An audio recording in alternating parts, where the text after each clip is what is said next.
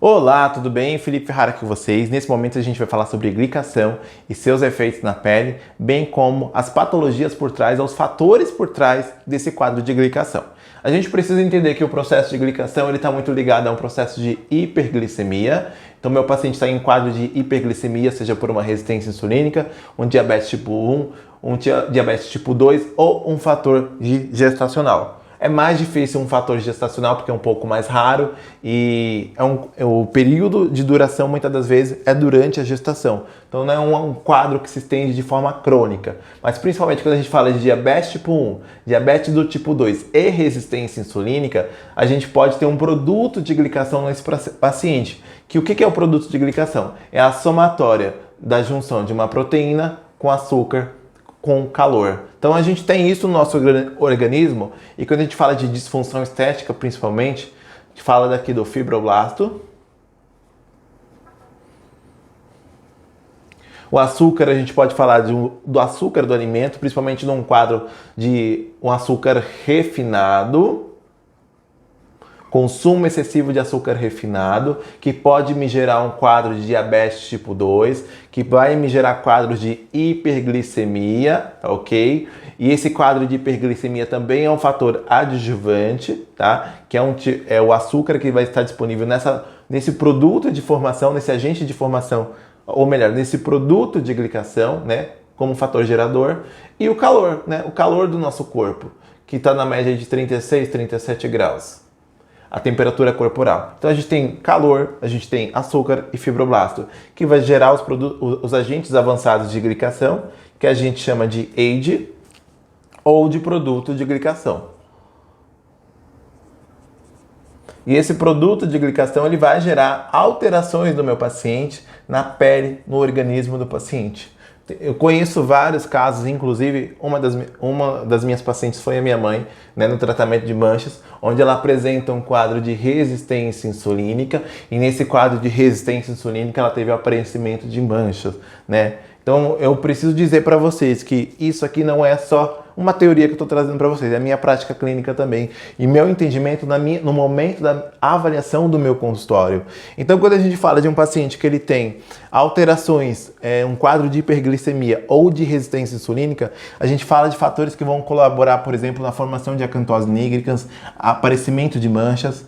É um paciente que ele pode ter ou não um quadro já autoimune, então pode ser uma diabetes tipo 1, ou acompanhado já de um fator autoimune. Esse fator autoimune pode estar ligado também a um desequilíbrio no intestino, na microbiota intestinal, né? De bônus, esse paciente vai ganhar uma pele mais desidratada, que é uma característica do diabético, mas o paciente glicado. Aliás, o paciente diabético é um paciente glicado, mas o paciente que começa num quadro de resistência insulínica, muitas das vezes ele já começa um processo de glicação muito mais visível antes de aparecer um quadro de diabetes.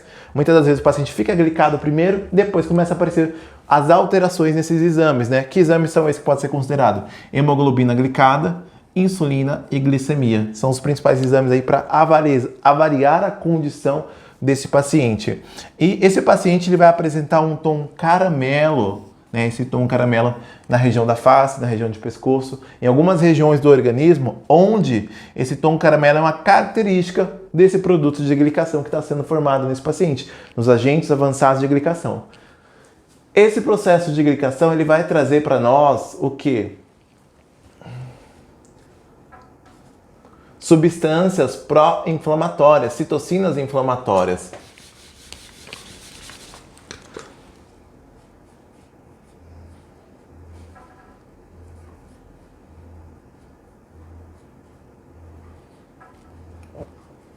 Então ele vai trazer interleucina 6, aumento de TNF-alfa, aumento de NF-kappa-beta. E, consequentemente, nós teremos um paciente com uma inflamação crônica, com processos inflamatórios tanto de forma local como de forma sistêmica.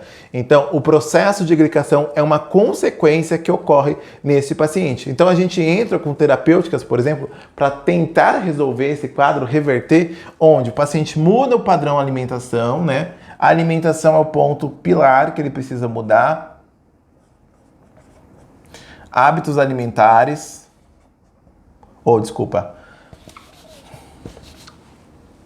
A alimentação precisa sair do sedentarismo.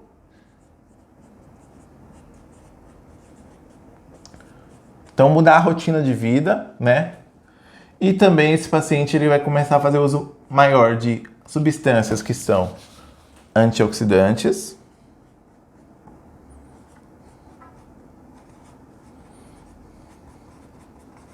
e antiglicantes. Também substâncias que têm ação desglicante. Então, primeira coisa que a gente tem que corrigir: excesso de açúcar. Aquele paciente que adora um doce, esse paciente que adora um excesso de carboidrato. Dificilmente alguém não gosta, né? Dificilmente a gente não gosta de consumir mais açúcar. E a gente precisa entender que muitas das vezes esse excesso de açúcar, ele pode nos prejudicar, né? Então pode ser um ponto-chave para a gente começar um quadro, por exemplo, de resistência insulínica, de glicação, né? Então nós precisamos entender que as alterações nesse paciente, estéticas muitas das vezes, começa principalmente aqui, em produto avançado de glicação gerado nesse paciente, né? Além de manchas, além de flacidez, o fator envelhecimento, esse paciente ele pode ter aumento de IGF-1, onde ele vai estimular a atividade dos sebócitos, favorecendo a quadros de acne e dermatites, tá? Claro que isso não é uma equação tão simples, isso são fatores, depende muito de predisposição do paciente. Mas isso é um pouquinho sobre glicação, para que a gente entenda que o processo de glicação é um processo inflamatório que vai nos trazer disfunções, principalmente alterações patológicas e estéticas. Então, um grande beijo a você e até a próxima!